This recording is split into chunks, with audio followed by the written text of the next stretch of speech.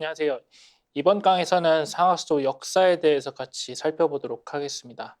상하수도가 갖고 있는 어떤 사명하고요. 그동안 상하수도 시설과 그다음에 각종 그 요소들이 구성 요소들이 어떻게 발전해 왔는지 살펴보고 앞으로 이런 것들을 우리가 어떻게 관리를 해야 되는지 같이 알아보도록 하겠습니다.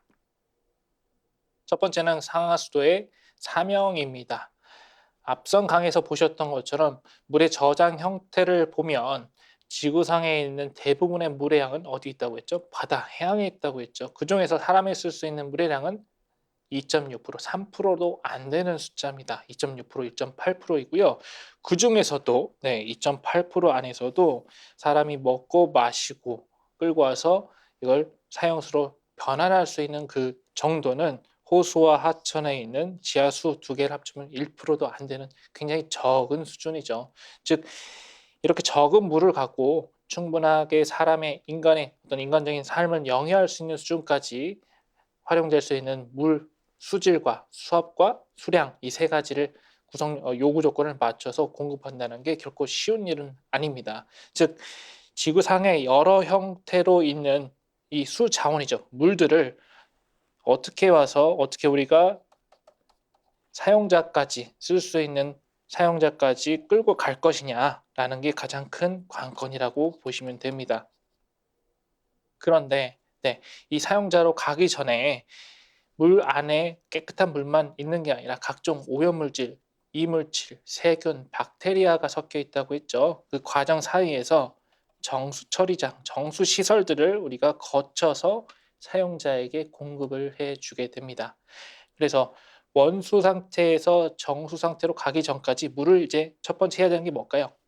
취수를 해야겠죠. 취수. 즉 물을 얻는다라는 겁니다. 취수를 해 주면 이 정수장까지 물을 보내주는 작업들을 도수라고 합니다. 예, 도수 뒤에서 하나씩 그 프로세스를 설명드리긴 할 텐데 이 전체적인 큰 흐름에서 본다면 원수에서 취수를 해서 정수로 보내고 정수를 하게 하는 과정도 안에 살펴보시면 어떻게 될까요? 안에 이제 물 안에 섞여 있는 이물질들을 일단은 침전을 시켜야겠죠. 가라앉히는 작용을 합니다. 그래서 가라앉힌 물들 중에서 가라앉게 되면 어떻게 되나요? 깨끗한 물만 위에 남게 되겠죠. 이것들을 다시 여과지를 통해서 여과를 시키면 물 안에 남아있는 아직 가라앉지 않은 이물질들도 이 필터나 여과지를 통해서 다 차단이 됩니다. 그래서 순수하게 이제 깨끗한 물만 사용자에게 공급되기 직전 상태로 남게 되는 것이고요. 중간에 배수지, 이 정수된 물들을 잠시 보관을 해놨다가 최종 급수관을 통해서 사용자에게 전달이 되게 되는 겁니다.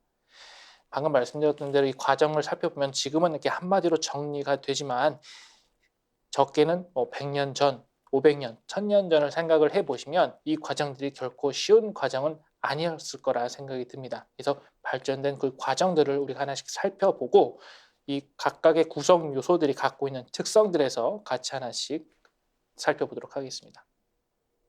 첫 번째는 상하수 역사에서 고대 우물의 형태들을 하나씩 살펴보도록 하겠습니다. 전 세계에서 가장 오래된 우물은 이집트 누비아 지역에 있다고 하고요.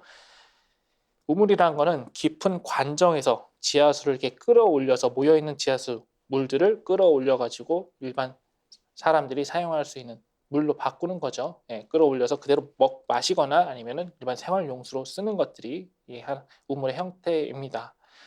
그리고 가장 유명한 우물은 이집트 카이로시의 요셉 우물에서 암석 깊이 90m 이하를 굴착해 가지고 뽑아 올린 지하수가 가장 유명한 우물이라고 하고요.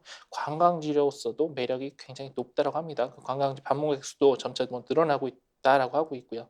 그리고 전 세계에서 가장 깊은 우물은 중국이라고 합니다. 그 깊이가 무려 500m 깊이라고 하고요. 우리가 일반적으로 마시는 생수 같은 경우에도 500m 깊이까지도 가지 않습니다. 네, 예전에 특히 더 과거에 이렇게 깊은 우물까지 물을 얻기 위해서 우물을 만들고 굴착을 해가지고 우물을 만든 형태는 가히 역사에 남을 만한 수준이라고 보시면 되겠습니다. 그 외에도 그리스나 페르시아, 인도에서도 이 우물을 활용해서 물을 끌어왔던 사례들이 굉장히 많다라고 보시면 되고요.